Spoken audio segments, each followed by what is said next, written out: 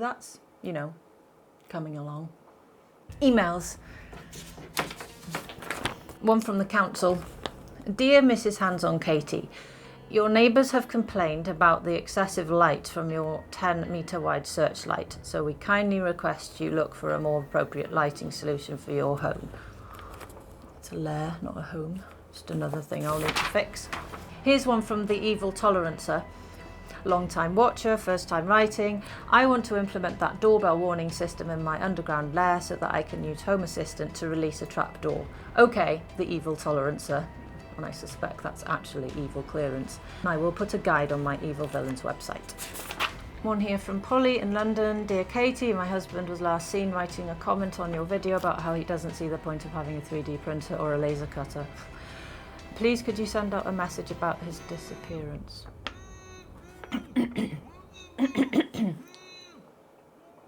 Oh, an email from Reolink. Katie, we liked your doorbell video, but you keep talking about AI being cloud only. Blah, blah, blah, blah, blah, blah. We've got a secret project. Sorry to interrupt me reading you, Reolink, but you had me at secret project.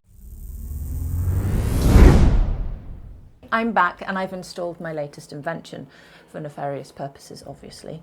So you might think it's just a Reolink Wi-Fi Elite, and technically you'd be correct, but I prefer to call it my Optical Domination Device 2000. Okay, fair enough, Reolink. This is actually something that I need to correct from the previous advice I gave, because it opens up a whole new type of device in 2 axes that I hadn't realised before. Let me explain. Myth 1. The axis of Wi-Fi versus PoE. Now, I have always preferred PoE over Wi-Fi, and I've said this in my videos before. Yes, Wi-Fi cameras are super easy to install, but they sacrifice features for that, as they naturally need to be optimized for battery life, lower resolution, frame rates, response time. They tend to cost a bit more too, as you're obviously paying for the battery. PoE cameras, on the other hand, need you to run cables all over your house, through the attic, along your dungeon tunnels and all that stuff. But this extra effort pays back as you get the full power to the devices, meaning that you can have more features, higher performance cameras and more. But what if there was a third option? Not just a middle ground, but one with even more power, but less effort. Dramatic music. Well, it turns out there is, which is annoying, frankly, because I just finished my last video where I talked about these options. Almost all houses actually already have electricity supplies to all the areas that you want to secure. And they've had this for decades, as we've fitted floodlights as pretty standard security features. It's just the data that's missing. Now, Wi-Fi has been quite flaky historically, but as you probably know, it's come along in leaps and bounds. Wi-Fi 6 is now really blurring the boundaries here.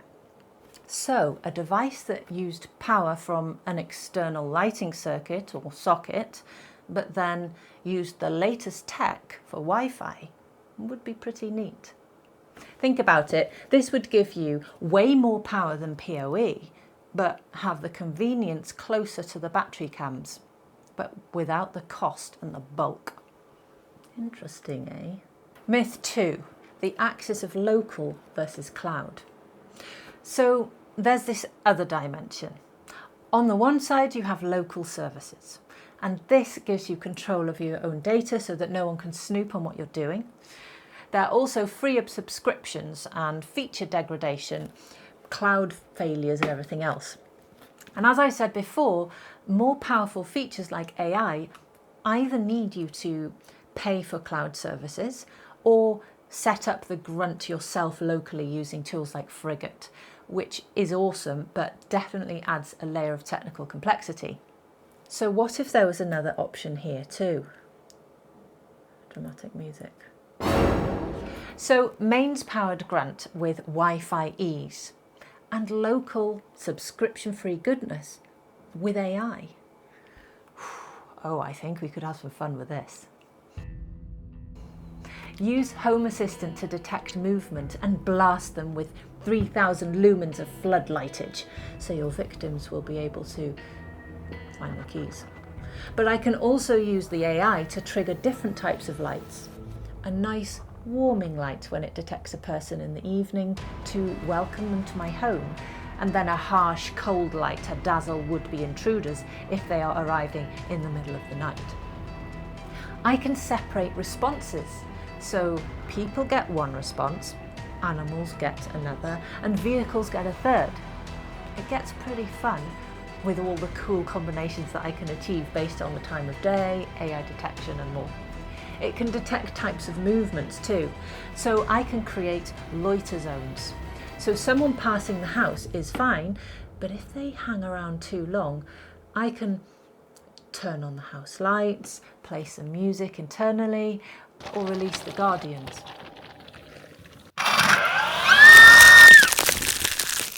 Now this is all very new. I think they have literally just released the beta version in the last week or so, so their site shows a glimpse of some of the many upcoming features. I particularly like the hotspot mapping so that I can see where people are actually going. It could be a great feature for garden planning based on those desire lines. But it's actually behind the scenes where this is most helpful, and you can see a glimpse of where Reolink are going. You can use the AI to search through footage. This is actually one of the more tricky features usually, because you'll have multiple cameras with 24/7 footage. So even if you filter by people, then there can be lots of footage to filter through. But with the AI, you can now filter using natural search. I've been testing this and it's actually surprisingly good. So remember, this is running locally on the camera. So searching for woman will filter to only those. And if I'm checking on my kids, I can search for children.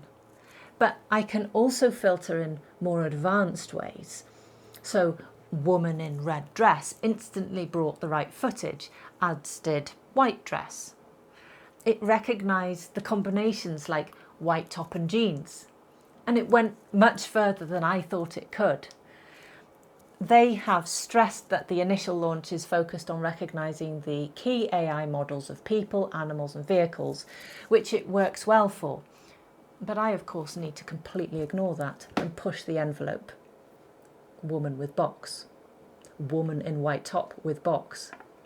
Woman in white top, jeans and a box. Evil supervillain in black superhero costume chasing an escaped prisoner running in terror for their lives. It seems to have not been something they've trained yet, but that would be super handy if Reolink could just add this in future. This is a really impressive use of local AI, so no subscriptions required, no internet connections, no NAS to power all the AI models, just plug and play, free forever. It's also super cool for tracking animals.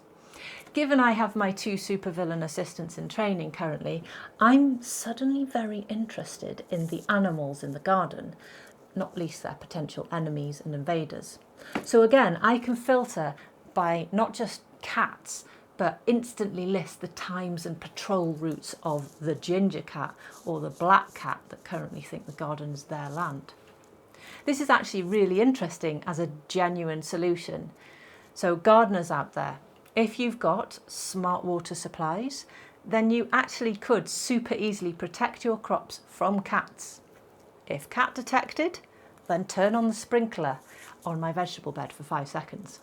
So in short, I think this opens a new option for me where AI can be pushed far more locally and to the device itself than I realised was possible.